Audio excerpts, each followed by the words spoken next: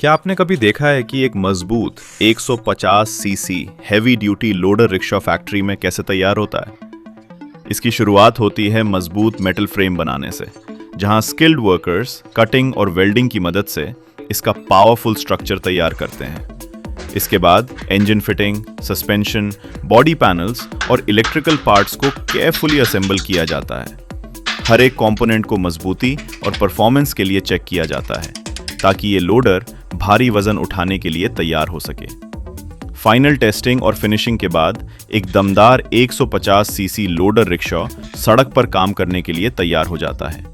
ये है मेहनत, इंजीनियरिंग और मैन्युफैक्चरिंग स्किल्स का शानदार उदाहरण।